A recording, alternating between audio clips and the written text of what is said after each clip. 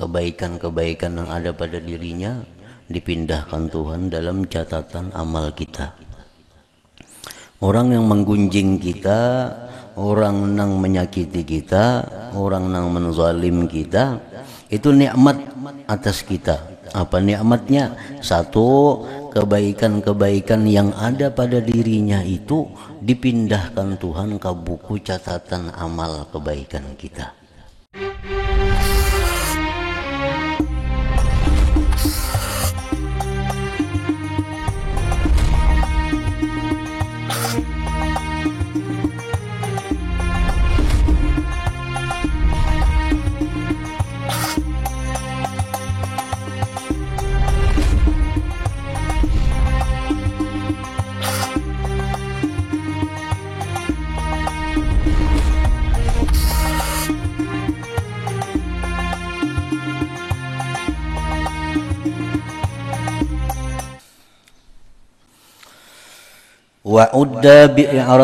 وأد إعراض الخلق عنك نعمة عليك من ربك.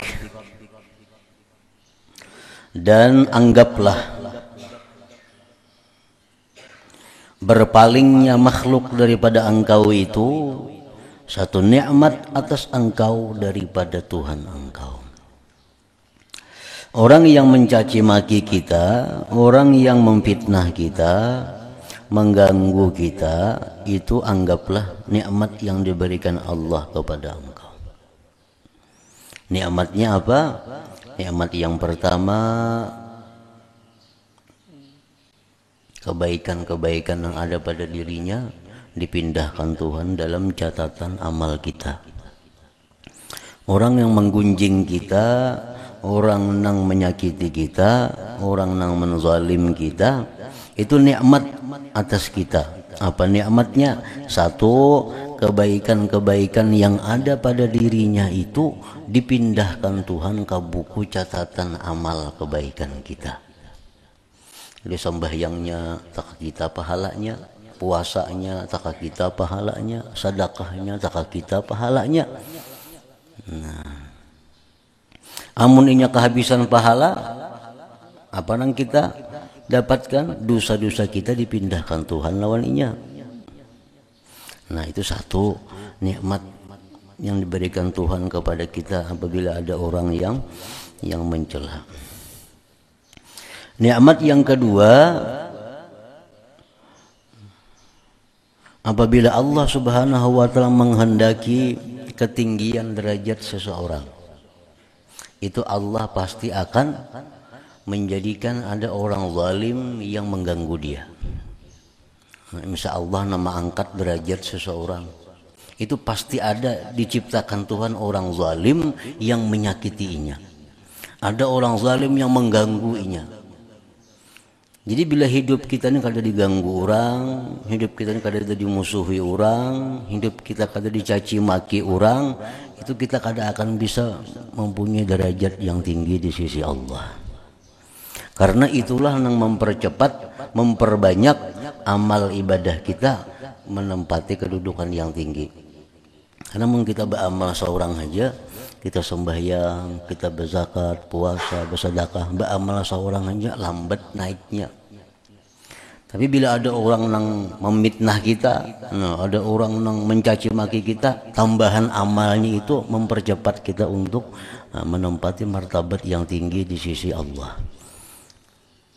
Nah, siapapun dalam perjalanannya, ulama-ulama dahulu, aulia-aulia dahulu, pasti ada orang-orang yang menzalim mereka. Pasti ada orang yang memusuhi mereka. Nah, dengan demikian mereka punya kedudukan yang tinggi di sisi Allah Ta'ala. Nah, jadi wa'udda, anggaplah berpalingnya makhluk dari engkau, menghina, mencela, mendahkan macam-macam, anggaplah itu nikmat atas engkau daripada Tuhan engkau.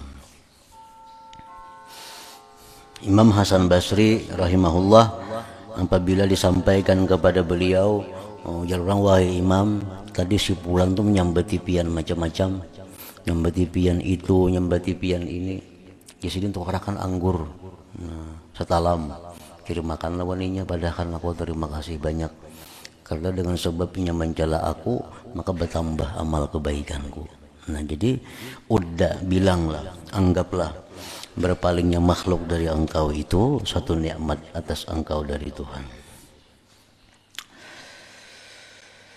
Fa innahum law aqbalu alaik rubbama syagaluk an ta'atih. Ini nikmat yang ketiga. Nikmat yang pertama, kalau orang mencaci maki kita, memusuhi kita, nikmat pertama amal kebaikannya pada kita dipindah Tuhan. Bila habis dosa-dosa kita pindah lawan inya. Nikmat yang kedua, dengan adanya disakiti orang, dicela orang, derajat kita makin tinggi di sisi Allah. Nah, nikmat yang ketiga, fa innahum law aqbalu alaik rubbama syagaluka an ta'atih.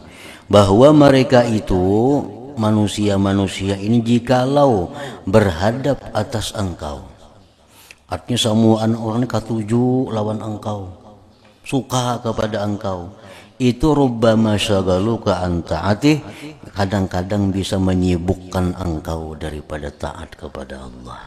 Nah, kita mabuk dengan kesukaan orang, mabuk dengan pujian orang, semua orang datang kepada kita, semua orang memuji menyanjung kita. Nah, itu bisa-bisa mengganggu kita. Nah, bisa-bisa merusak kita daripada hubungan kita dengan Allah Subhanahu wa taala. Fa ini betulita bi iqbalihim wa ta'zimihim wa sanaihim wa taraddudihim alaik fahzar min fitnatihim washkurillah alladzi satara masawiyaka anhum. Maka apabila engkau diuji, engkau diuji dengan berhadapnya manusia, mengagungkannya manusia, memujinya manusia, berdatangannya mereka kepada engkau, maka engkau hati-hati daripada fitnah godaan mereka.